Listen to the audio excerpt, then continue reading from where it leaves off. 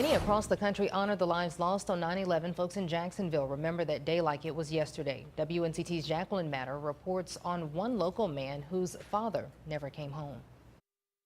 Today, the military community of Jacksonville came together to not only remember those fallen heroes from 9/11 14 years ago, but also those who died in the fight against terror, something they say they know all too well.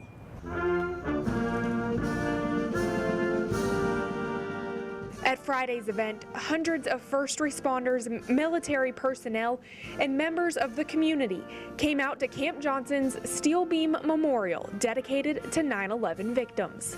For those in Jacksonville, many folks in the community have lost loved ones that died that day or while fighting in the war on terror. For Thomas Smith, he lost his father.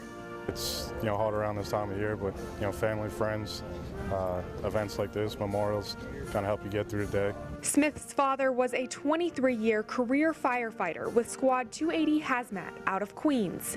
His father was on the 11th floor of Tower 1 when it came down, and that day his father's unit lost the single most amount of men out of any department in New York. 19 out of 23 died that day in his unit. To this day, his father's remains have never been found.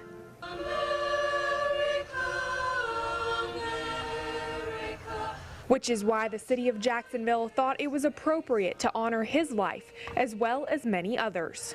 It's about those who were involved that day or whose lives were affected forever because of that day.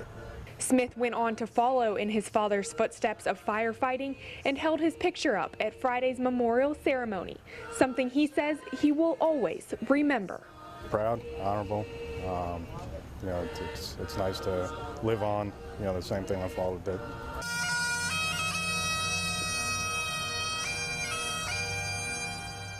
The Civic Affairs Committee says we must remember the past in order to survive the future.